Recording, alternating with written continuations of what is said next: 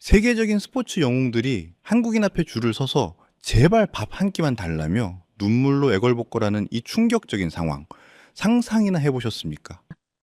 지금 밀라노 선수촌은 노로바이러스와 부실 식단으로 생지옥이 됐지만 오직 한국 숙소 안마는 기적이 일어나고 있습니다. 독일 선수가 샌드위치 뭉치를 들고 와 제발 도시락 하나만 바꿔달라며 매달리고 한국을 무시하던 현지 직원들조차 우리 급식 시스템의 압도적 위용에 현장에서 오열을 터뜨리는 사태까지 벌어졌습니다. 세계 최고 미슐랭 셰프들마저 경악하며 두 손 두 발 다 들게 만든 대한민국 식판의 기적, 그 전말을 지금 바로 공개합니다. 영상 시청 전 여러분의 구독과 좋아요, 알림 설정은 영상 제작에 아주 큰 힘이 됩니다. 저는 프랑스 올림픽 위원회에서 식음료 서비스 본부장으로 일하고 있는 줄리앙이라고 합니다. 쉽게 말해 올림픽 기간 동안 전 세계에서 온 선수들이 건강하고 질 좋은 식사를 할 수 있도록 모든 과정을 책임지는 사람입니다. 저는 프랑스 파리에서 태어났고 제 인생은 언제나 요리와 함께였습니다. 할아버지는 파리 한복판에서 전통 프랑스 식당을 운영하셨고 아버지는 미슐랭 가이드에서 별을 받은 유명한 요리사였습니다. 요리사에게 그 별은 영화계의 오스카상과도 같은 영예였고 요리 인생에서 받을 수 있는 가장 큰 인정이었습니다. 그런 환경에서 자라며 저는 음식이 단순히 배를 채우는 수단이 아니라는 걸 자연스럽게 배웠습니다. 음식은 하나의 예술이자 아름다움이었으며 프랑스의 자부심 그 자체였습니다. 이탈리아 밀라노에서 열리는 이번 동계올림픽의 식사 서비스를 총괄하게 되었을 때 저는 스스로에게 큰 다짐을 했습니다. 전 세계 선수들에게 진짜 유럽 요리의 정수가 무엇인지 보여주겠다고 말입니다. 최고의 요리사들을 모았고 유럽 전역에서 가장 귀하고 비싼 식재료를 공수했습니다. 제가 보기에 완벽한 식단을 구성했고 모든 준비가 끝났다고 믿어 의심치 않았습니다. 하지만 지금 돌이켜보면 참으로 부끄러운 고백을 해야 합니다. 그때 저는 한국을 철저히 무시하고 있었습니다. 한국을 그저 아시아 어딘가에 있는 작은 나라로만 여겼습니다. 대중음악과 드라마로 조금 유명해졌다는 사실 정도만 알고 있었을 뿐, 그 이상은 관심조차 두지 않았습니다. 한국 음식이 프랑스 음식과 견줄 수 있다고는 전혀 생각하지 못했습니다. 비교 대상조차 아니라고 여겼던 것이 솔직한 심정이었습니다. 올림픽을 앞두고 한국에서 보낸 서류를 검토하던 날이 아직도 생생합니다. 한국은 자국 요리사들을 직접 데려와 선수들에게 음식을 제공하겠다고 요청했습니다. 저는 그 서류를 넘기며 실제로 비웃었습니다. 동료들에게 한국 음식이 어떻게 프랑스 요리보다 나을 수 있겠어? 그렇게 작은 나라가 준비 과정에서 이렇게까지 유난을 떠는 걸 보니 웃음이네. 라고 말했습니다.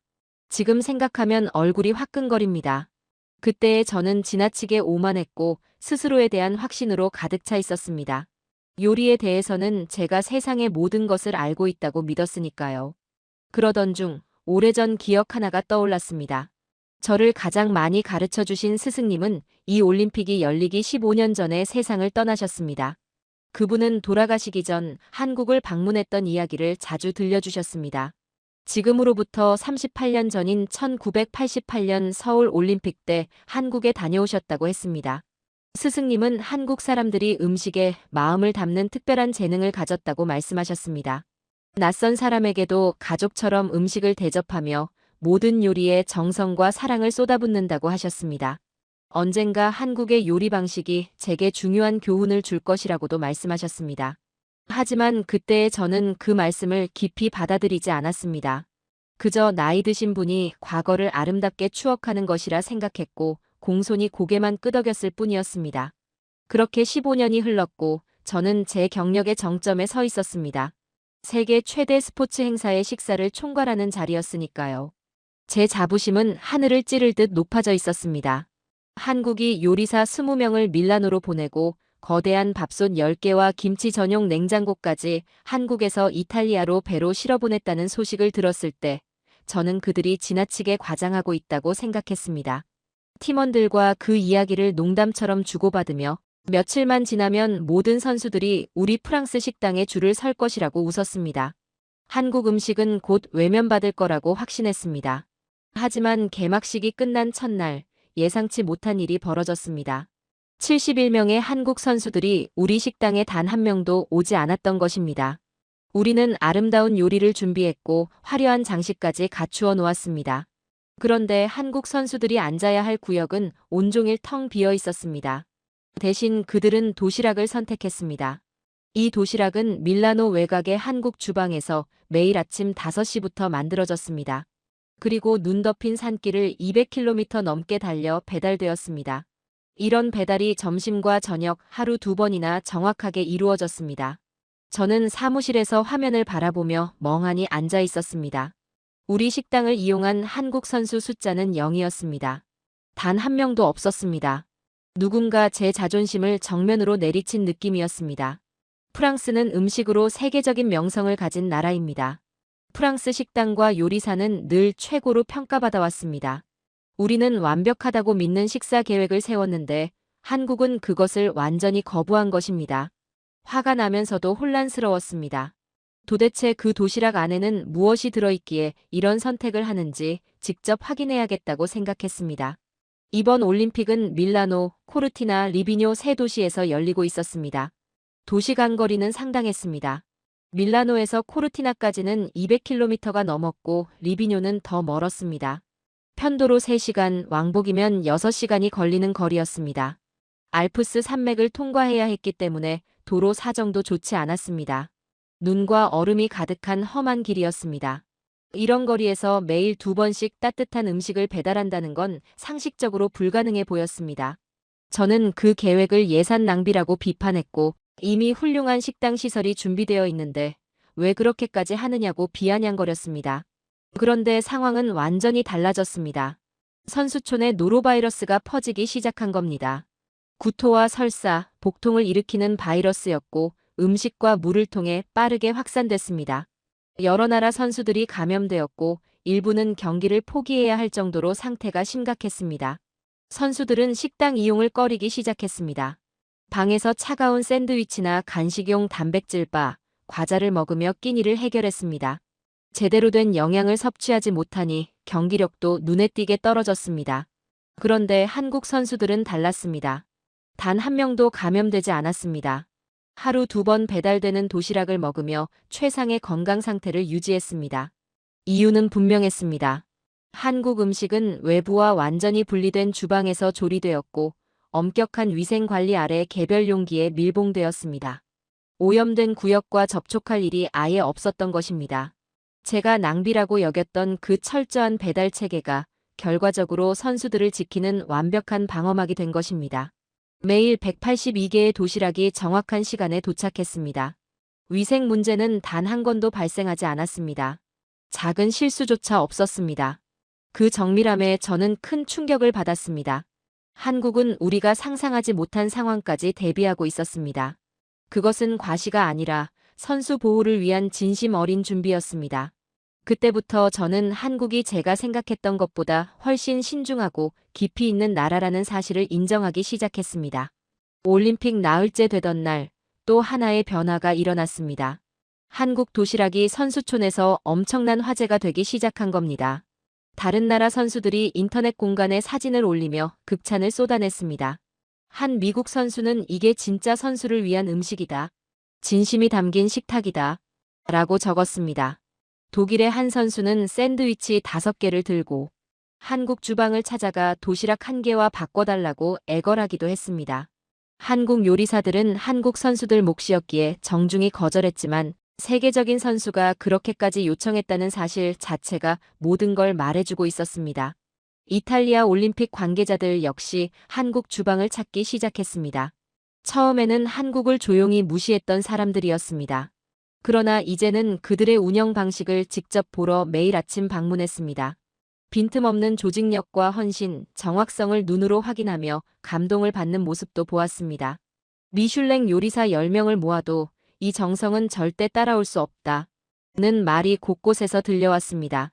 그 이야기를 반복해서 듣는 동안 저는 결심했습니다. 직접 한국 주방을 찾아가 보겠다고 말입니다.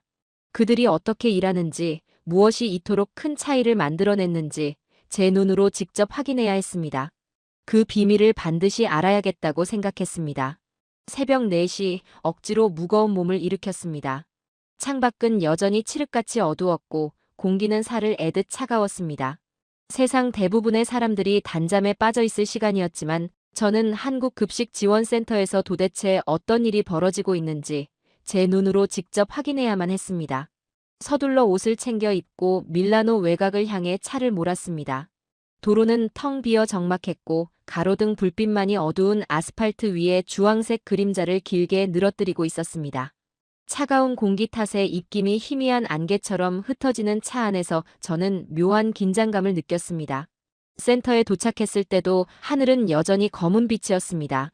달만이 외롭게 떠있는 고요한 풍경 속에서 한국 주방 건물만은 예외였습니다. 모든 창문에서 환한 빛이 쏟아져 나오고 있었죠.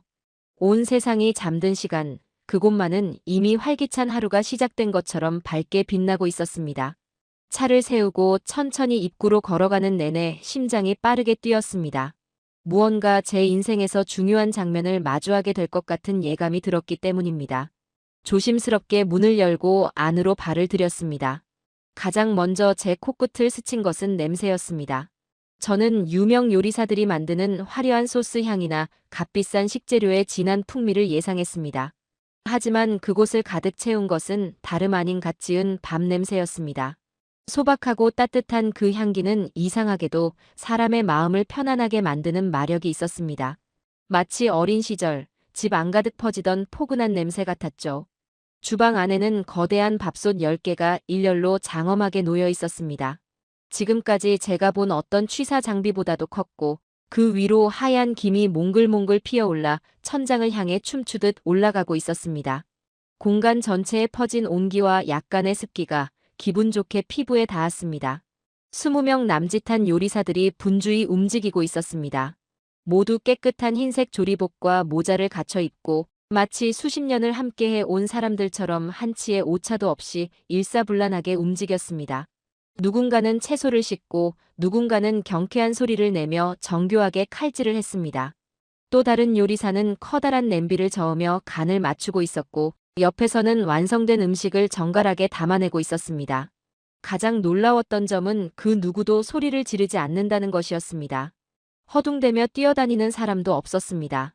주방은 고요했지만 속도는 무척 빨랐고 모든 움직임에는 망설임이 없었습니다. 거대한 기계처럼 정확하게 돌아가고 있었지만 그 안에는 분명 따스한 사람의 마음이 흐르고 있었습니다. 그때 제 시선을 강하게 붙잡은 것이 있었습니다. 조리대 한쪽에 가지런히 쌓여있는 작은 종이 쪽지들이었습니다. 평범한 메모지였지만 아주 정성스럽게 정리되어 있었습니다. 호기심을 참지 못하고 가까이 다가갔습니다. 그리고 맨 위에 놓인 쪽지 하나를 집어들었습니다. 황대헌 선수, 오늘 경기 파이팅. 기운 내라고 갈비찜을 특별히 푸짐하게 담았어요. 다른 쪽지들도 차례로 읽어내려갔습니다. 어제 컨디션이 안 좋다는 소식 들었어요. 소화하기 편하도록 따뜻하고 부드러운 국을 준비했습니다. 힘내세요.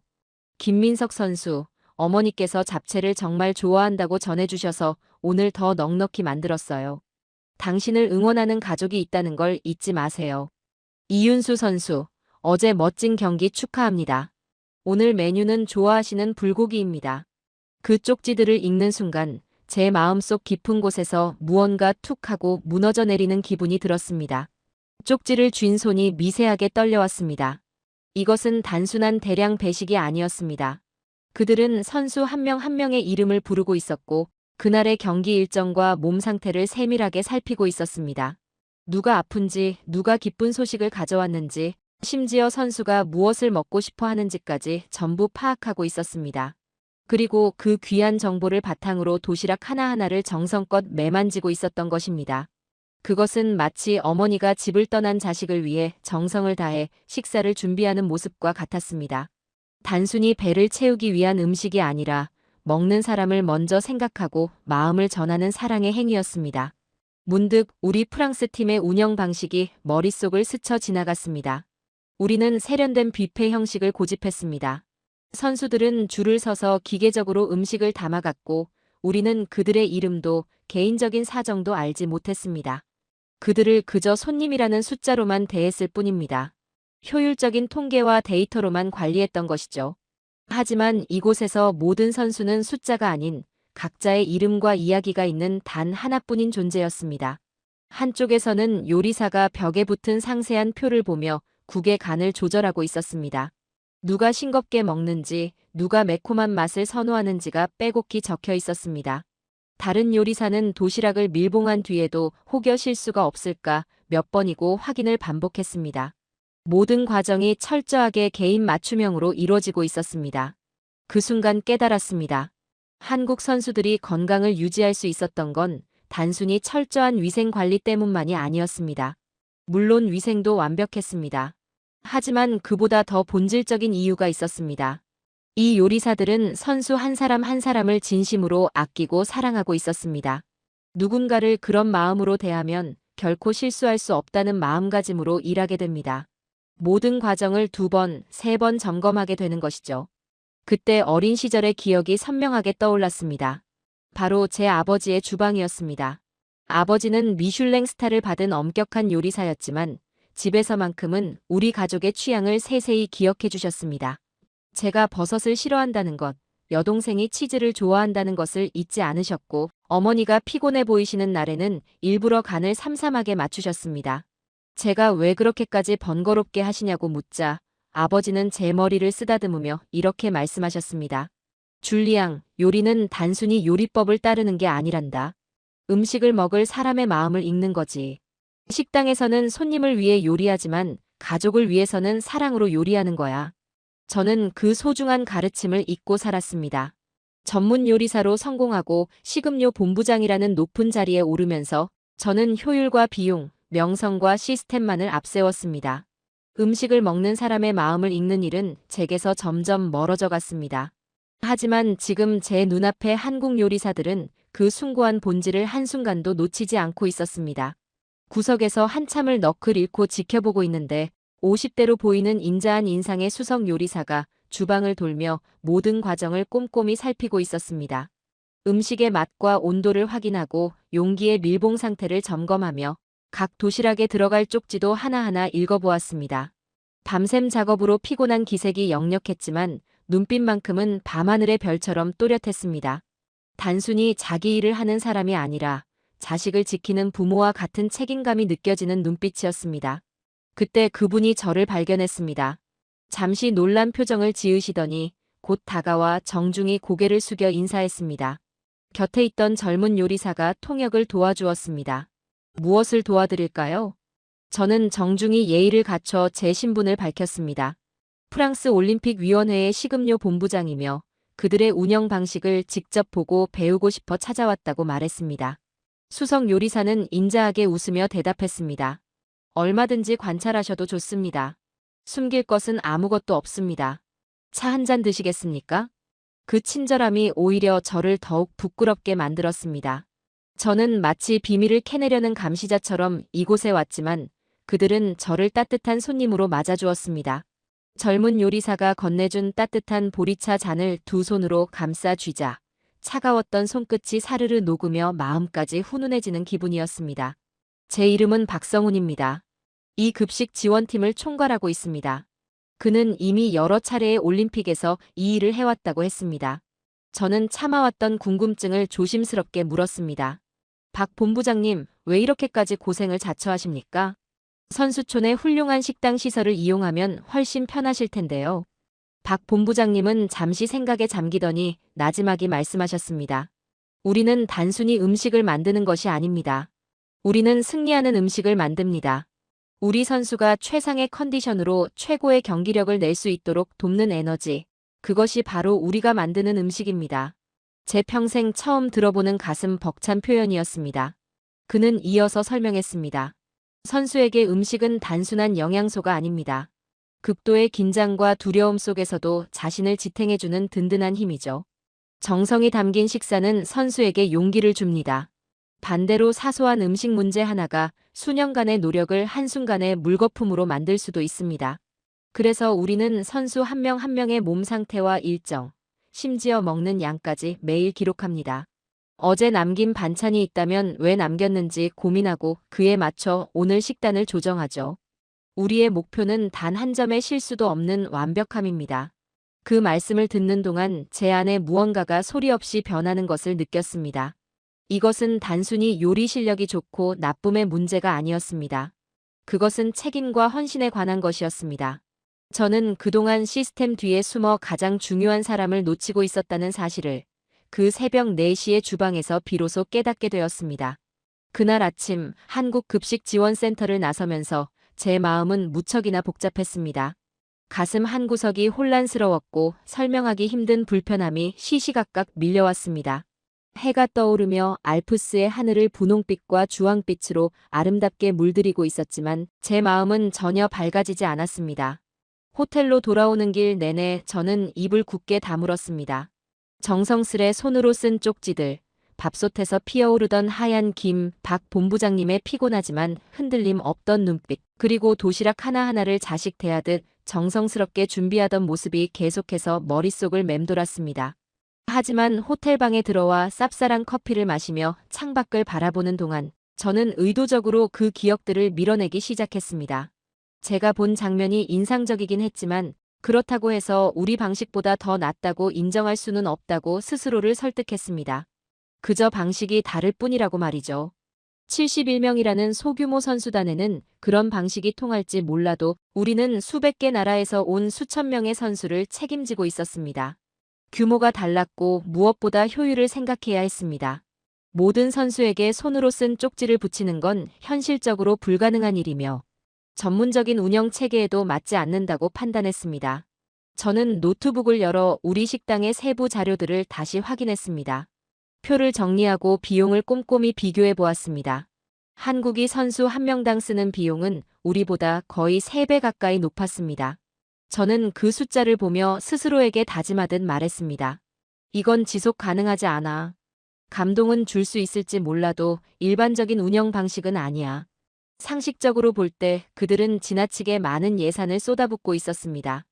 호텔 식당에서 혼자 아침을 먹으며 인터넷 커뮤니티를 확인해 보아도 한국 도시락을 칭찬하는 선수들의 글이 계속 올라오고 있었습니다. 이게 진짜 사람에 대한 관심이다. 우리도 이렇게 대접받고 싶다. 같은 문장들이 눈에 들어올 때마다 제 자존심은 크게 요동쳤습니다. 하지만 저는 애써 모른 척하며 괜히 신경 쓰지 말자고 마음을 다잡았습니다. 그날 오후 메인 식당 회의실에서 고위 직원들과 회의를 열었습니다.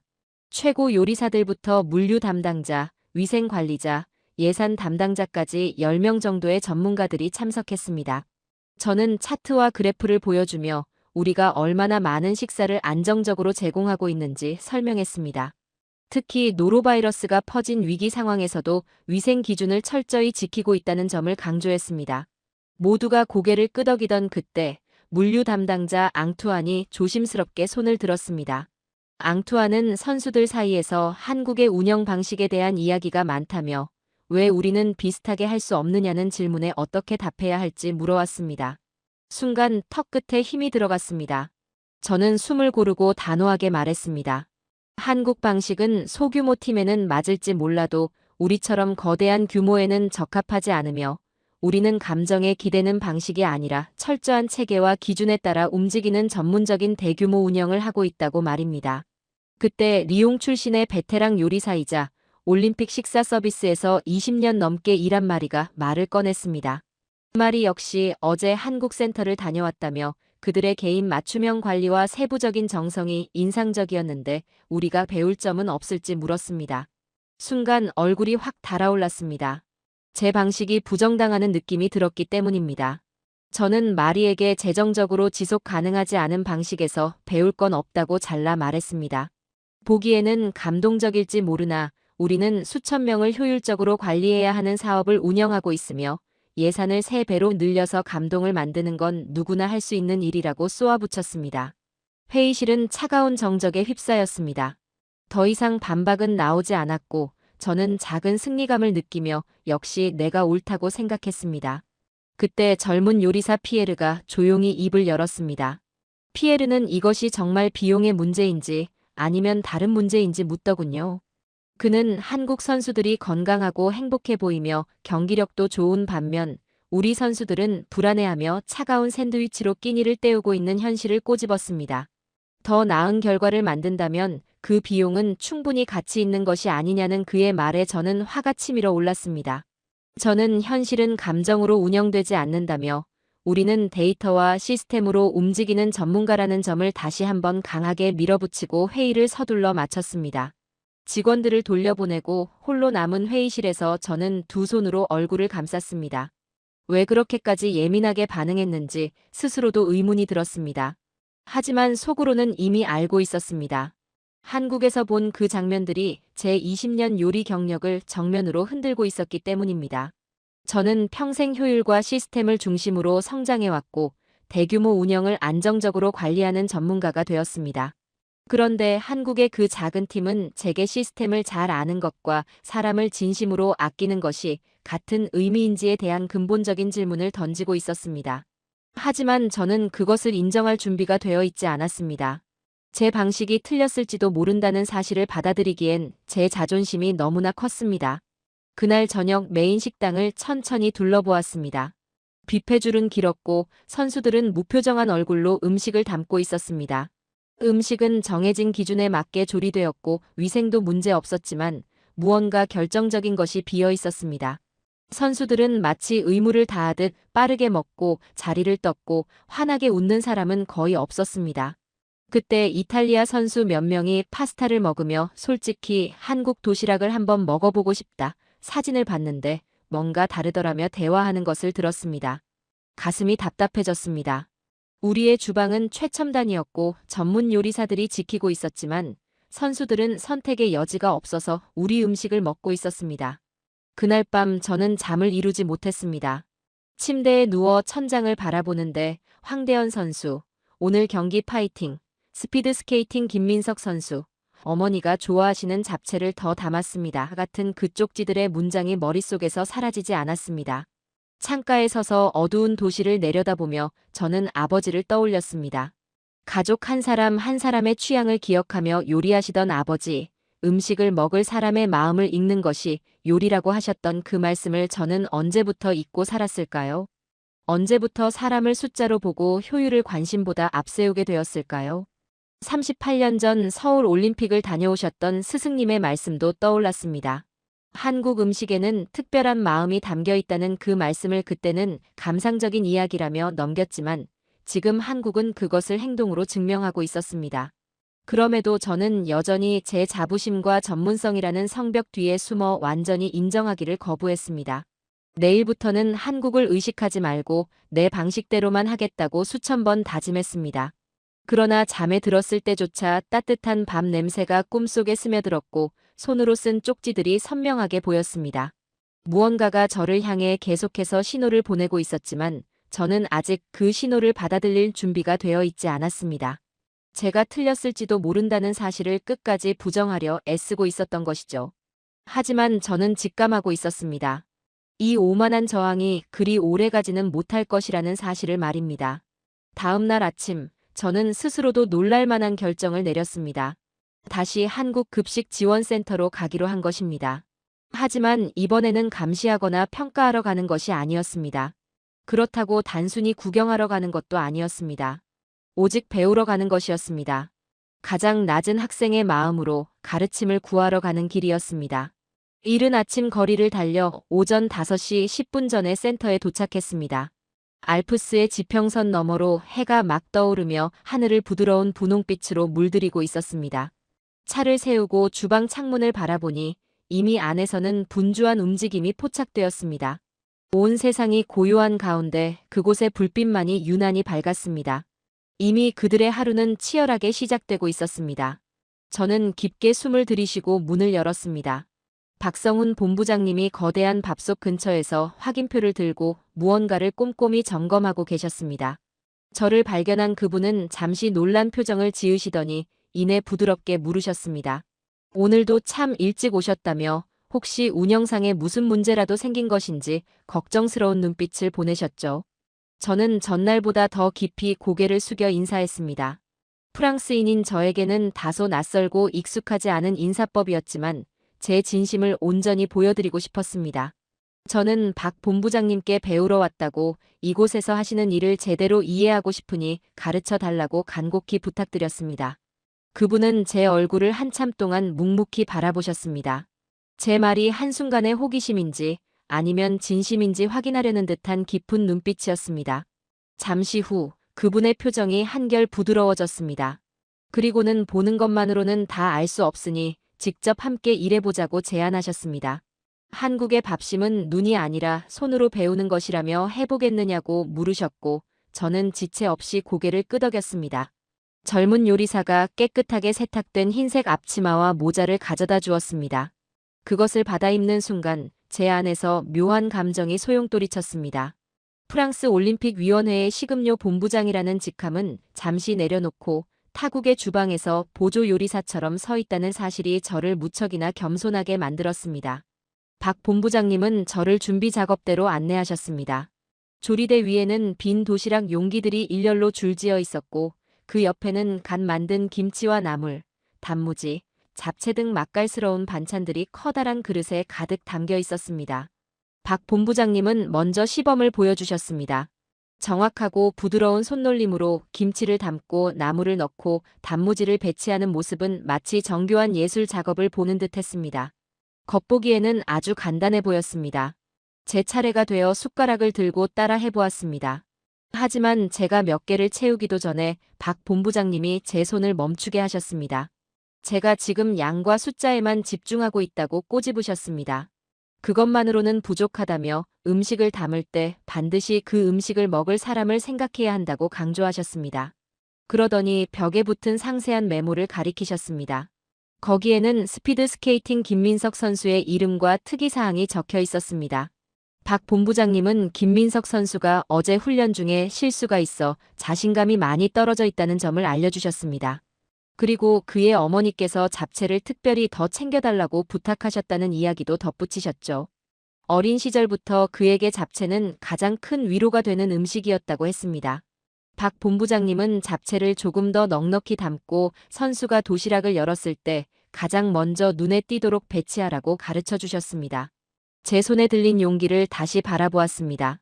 그것은 더 이상 번호가 매겨진 플라스틱 통이 아니었습니다. 누군가의 지친 하루를 지탱해줄 소중한 한 끼 식사였습니다. 저는 다시 마음을 다잡고 시작했습니다. 이번에는 김민석 선수의 얼굴을 떠올렸습니다. 힘든 훈련을 마치고 돌아와 이 도시락을 열어볼 그의 표정을 상상했습니다. 이 음식이 단순한 반찬이 아니라 우리 모두가 당신을 응원하고 있다는 따뜻한 메시지가 되기를 바라며 조심스럽게 정성을 담았습니다. 그 모습을 지켜보던 박 본부장님이 만족스러운 듯 고개를 끄덕이셨습니다. 우리가 음식을 통해 당신은 혼자가 아니다라고 말하고 있다는 사실을 제가 비로소 이해하기 시작했다고 말씀하셨습니다. 그 후 3시간 동안 저는 182개의 용기를 채워나갔습니다. 각 도시락에는 저마다의 이야기가 깃들어 있었습니다. 회복을 위해 단백질이 더 필요한 선수, 채식을 선호하는 선수, 위가 예민한 선수, 경기 직전이라 가볍지만 힘이 나는 식단이 필요한 선수까지 어느 하나 똑같은 것이 없었습니다. 허리가 끊어질 듯 아프고 손끝은 피로해졌지만 저는 멈추지 않았습니다. 주방 안은 조용하면서도 힘있는 리듬으로 활기차게 움직이고 있었습니다. 작업을 이어가던 중 저는 오래전부터 궁금했던 질문을 던졌습니다. 이 수많은 선수의 정보를 어떻게 일일이 다 기억하시냐고 말입니다.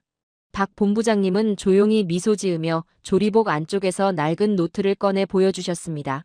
손때가 묻어 반질반질해진 표지와 군데군데 구겨진 페이지들이 그간의 세월을 말해주고 있었습니다. 놀랍게도 그 노트에는 2008년 베이징 올림픽 때부터 지금까지 모든 대회의 선수들 선호도와 상태가 손으로 빼곡하게 기록되어 있었습니다. 디지털 시대에 왜 굳이 번거롭게 손으로 쓰시냐는 제 질문에 그분은 담담하게 대답하셨습니다. 컴퓨터는 정보를 저장할 뿐이지만 손으로 직접 쓰면 그 사람을 마음으로 기억하게 된다고 말이죠. 자신의 일은 단순히 효율을 따지는 것이 아니라 사랑을 실천하는 것이기에 손글씨를 고집한다는 그분의 말씀이 제 가슴을 강하게 울렸습니다.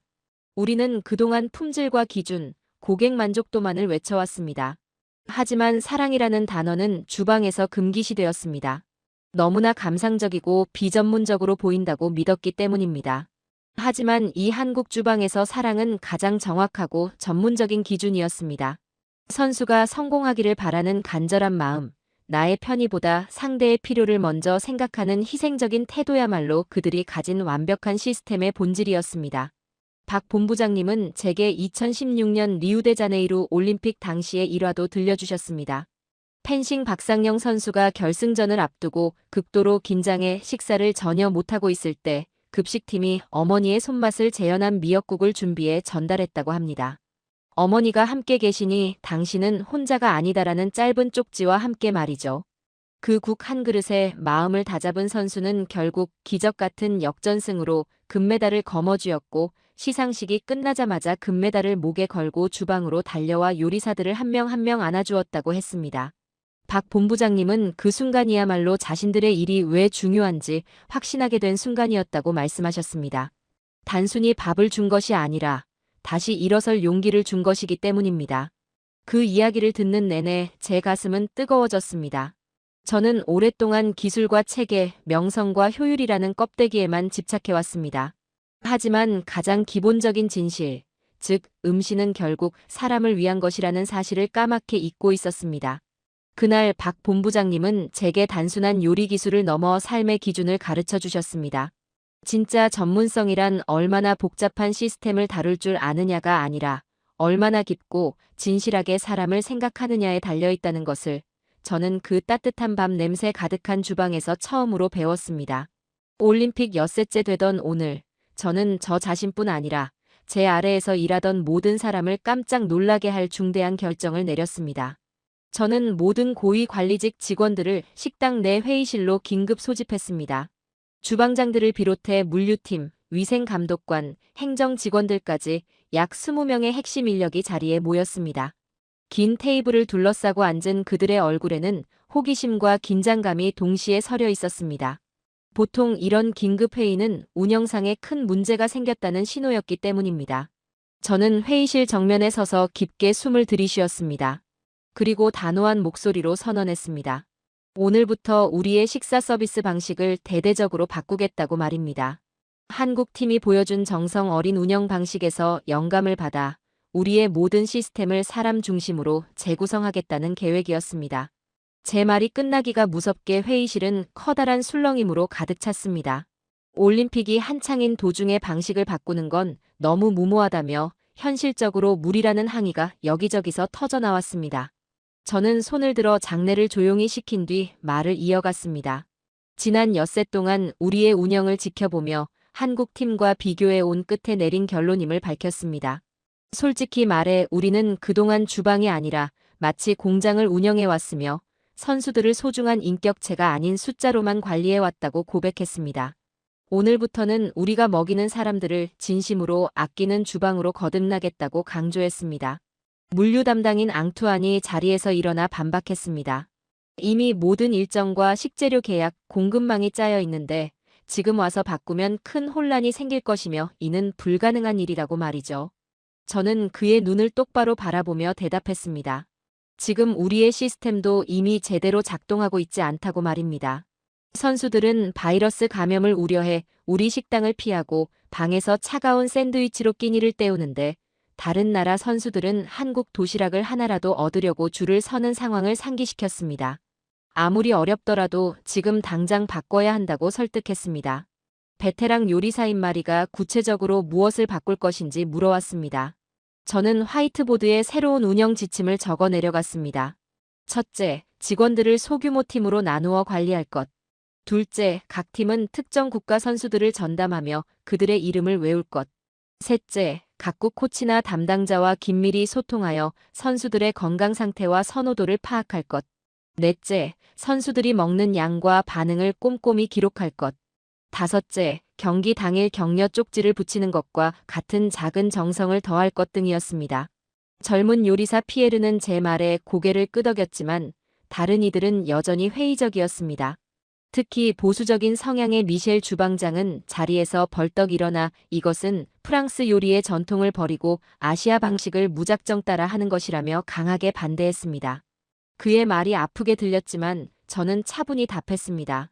이것은 전통을 버리는 것이 아니라 우리가 요리를 시작했던 초심을 되찾는 일이라고 말입니다. 프랑스 요리의 본질 역시 손님을 정성으로 대접하는 환대의 문화였으나 우리가 효율을 따지느라 그 소중한 가치를 잠시 잊고 있었을 뿐이라고 덧붙였습니다. 며칠 뒤 저는 한국의 박 본부장님을 초청해 우리 팀원들에게 직접 이야기를 들려달라고 부탁했습니다. 발표 당일 약 60명의 직원이 모인 자리에 박 본부장님은 통역사와 함께 조용히 단상에 올랐습니다. 그는 작은 상자 하나를 들고 오셨는데 뜻밖에도 요리 기술이나 레시피에 대해서는 단 한마디도 하지 않으셨습니다. 대신 그는 사람의 마음을 움직인 이야기를 들려주셨습니다. 2016년 리우 올림픽 당시 결승전을 앞두고 긴장해 아무것도 못 먹던 펜싱 선수에게 어머니의 손맛이 담긴 미역국을 전달해 역전승을 도왔던 일, 그리고 할머니를 여의고 시리에 빠진 피겨 선수에게 할머니가 끓여주던 방식의 닭국을 대접해 무사히 경기를 마치게 했던 일화들을 조용히 읊어 내려갔습니다. 박 본부장님은 음식이 단순히 영양을 공급하는 수단이 아니라 누군가에게 고향을 떠올리게 하고 두려움 속에서 용기를 내게 하는 힘이라는 점을 강조하셨습니다. 발표가 이어지는 동안 팔짱을 끼고 냉소적으로 앉아있던 직원들의 표정이 서서히 변하기 시작했습니다. 몇몇은 조용히 눈물을 훔치기도 했습니다. 발표가 끝났을 때 방 안은 조용했습니다. 마리가 먼저 손을 들고 물었습니다. 우리가 어디서부터 시작하면 좋을지 말입니다. 박 본부장님은 미소를 지으며 조언하셨습니다. 내일 당장 선수 한 명의 이름을 기억하고 그 사람에 대해 한 가지를 배운 뒤 그를 생각하며 음식을 준비해 보라고 하셨습니다. 한꺼번에 모든 걸 바꾸려 하지 말고 한 명씩 진심을 다하다 보면 결국 자신의 마음부터 바뀌게 될 것이라는 말씀이었습니다. 그날 이후 주방에는 놀라운 변화가 시작되었습니다.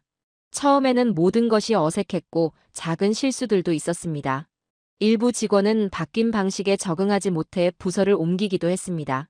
하지만 대다수의 직원은 새로운 가치를 받아들였습니다. 조리대마다 선수들의 이름이 적힌 작은 쪽지들이 붙기 시작했고 선수들의 반응을 꼼꼼히 기록하는 요리사들도 늘어났습니다. 배달 직원들 또한 단순히 시간만 맞추는 배송꾼이 아니라 이 식사가 선수에게 어떤 의미인지 고민하며 움직이기 시작했습니다. 수천 명을 책임져야 하는 우리 여건상 한국팀처럼 완벽한 1:1 관리는 어려웠지만 그 뜨거운 정신만큼은 우리 주방에도 깊숙이 스며들었습니다. 결과는 빠르게 나타났습니다.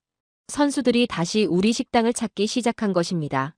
식당의 분위기가 예전과는 확연히 달라졌다는 찬사가 들려왔습니다.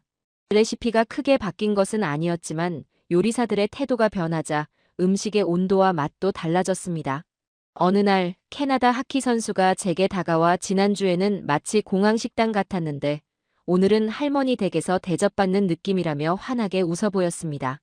그 말은 제게 그 어떤 훈장보다도 값진 보상이었습니다. 그 순간 저는 제가 이미 커다란 문턱을 넘었다는 사실을 깨달았습니다. 명성과 효율만을 고집하던 관리자에서 사람을 먼저 생각하는 진정한 요리사로 변해가고 있었던 것입니다.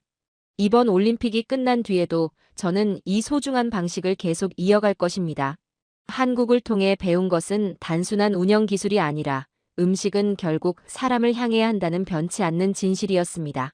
프랑스 요리의 자부심에 한국의 따뜻한 온기가 더해졌을 때 저는 비로소 요리라는 행위를 진심으로 이해하게 되었습니다. 지금 밀라노 선수촌은 그 어느 때보다 뜨거운 열기로 가득 차 있습니다. 오늘로 올림픽은 중반을 넘어 절정을 향해 달려가고 있고 경기장마다 승패의 희열과 아쉬움이 교차하고 있습니다. 하지만 제게 이번 올림픽의 진짜 승부처는 경기장이 아닌 바로 이곳 선수들의 식탁입니다. 불과 열흘 전만 해도 저는 오만함에 빠져 한국의 정성을 무시했던 사람이었습니다. 하지만 지금 저는 텅 빈 사무실이 아니라 우리 프랑스 팀의 주방 한복판에 서 있습니다. 제 손에는 수첩이 들려 있고 눈은 우리 요리사들이 선수 한 명 한 명을 어떻게 대하는지 살피느라 분주합니다. 겉으로 보기엔 3주 전과 다름없는 주방 장비들이지만 이곳을 채우고 있는 공기의 온도는 완전히 달라졌습니다. 어제는 한국급식지원센터의 박 본부장님을 다시 뵈었습니다. 그곳은 여전히 새벽 4시부터 환하게 불을 밝히고 있더군요.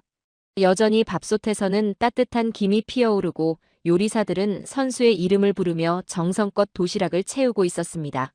철수 준비가 아니라 남은 경기 동안 우리 선수들을 어떻게 더 잘 먹일지를 고민하는 그들의 뒷모습을 보며 저는 다시 한번 마음을 다잡았습니다. 본부장님, 오늘도 우리 선수들이 한국 도시락 덕분에 힘을 냈다고 합니다. 박 본부장님이 건네는 따뜻한 보리차 한 잔을 마시며 저는 제가 찾은 새로운 목적에 대해 이야기했습니다. 이제 우리 프랑스 주방에서도 변화가 일어나고 있다고 말이죠. 실제로 지금 우리 식당의 분위기는 놀라울 정도로 바뀌었습니다. 처음에는 어색해하던 요리사들도 이제는 선수들의 이름을 부르기 시작했습니다. 오늘 컨디션은 어때? 이 메뉴는 내가 좋아하는 방식대로 준비했어라는 대화가 주방 여기저기서 들려옵니다. 오늘 아침에는 우리 식당을 피하던 다른 나라 선수들이 다시 돌아오는 모습을 보았습니다. 단순히 노로바이러스가 잠잠해져서가 아닙니다. 우리가 음식을 대하는 태도가 변했다는 소문이 선수들 사이에 퍼졌기 때문입니다. 캐나다의 하키 선수가 제게 다가와 요즘 이 식당에 오면 누군가 나를 기다려주는 느낌이 든다고 말해주었을 때 저는 벅차오르는 감정을 억누르기 힘들었습니다. 올림픽은 아직 끝나지 않았습니다. 앞으로도 수많은 경기가 남아있고 선수들은 자신의 한계와 싸울 것입니다. 그리고 저는 이곳에서 제 나름의 소중한 전투를 계속할 것입니다. 한국팀이 가르쳐준 밥심과 정의 가치를 우리 프랑스 요리에 녹여내어 단 한 명의 선수라도 더 따뜻한 위로를 받을 수 있도록 말입니다. 저는 지금 이 순간 제 42회 인생에서 가장 값진 시간을 보내고 있습니다. 기술과 시스템에만 매몰되었던 요리사가 비로소 사람의 마음을 읽는 법을 배우고 있기 때문입니다. 15년 전 스승님이 말씀하셨던 그 특별한 재능, 낯선 사람도 가족처럼 대접하는 그 한국인의 마음이 지금 제 손끝을 통해 우리 선수들에게 전달되고 있습니다. 이제 저는 확신을 가지고 말할 수 있습니다. 이번 올림픽에서 제가 얻은 가장 큰 메달은 화려한 명성이 아니라 한 그릇의 밥 안에 담긴 사랑의 힘을 깨달은 것입니다. 진정한 요리는 화려한 맛이 아니라 사람의 마음을 따뜻하게 하고 다시 일으켜 세우는 힘에 관한 것이라는 사실을요. 남은 올림픽 기간 동안 저는 이곳 밀라노에서 이 기적 같은 변화를 멈추지 않을 것입니다. 그리고 대회가 끝나 파리로 돌아가는 길에 저는 기술이 아닌 진심이라는 가장 강력한 영약을 가지고 돌아갈 것입니다. 감사합니다, 대한민국. 당신들이 지금 이 순간에도 보여주고 있는 그 고귀한 헌신을 저는 남은 올림픽 기간뿐만 아니라 제 평생의 요리 인생 동안 가슴 깊이 새기겠습니다. 지금 이 순간에도 선수들을 위해 밥솥 앞을 지키고 있는 모든 요리사에게 경의를 표하며 저 또한 오늘 저녁 선수들을 위한 가장 따뜻한 한 끼를 준비하러 갑니다. 오늘의 이야기는 여기까지입니다. 세계 최고라는 자부심으로 가득했던 프랑스 거물 셰프의 고개를 숙이게 만든 힘. 그것은 단순한 음식이 아니라 내 자식을 먹이는 부모의 마음으로 밤을 지새운 대한민국 급식 지원팀의 헌신이었습니다.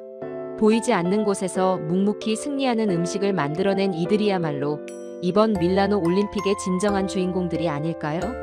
전 세계 선수들이 한국의 도시락 앞에 줄을 서며 찬사를 보낸 이 놀라운 광경은 대한민국이라는 이름이 가진 무게와 품격을 다시 한번 전 세계에 각인시켰습니다. 묵묵히 국위를 선양하고 있는 우리 요리사분들에게 응원의 메시지를 남겨주세요. 여러분의 댓글 한 줄이 이들에게는 가장 큰 힘이 됩니다. 오늘 준비한 소식은 여기까지입니다. 시청해주셔서 감사합니다.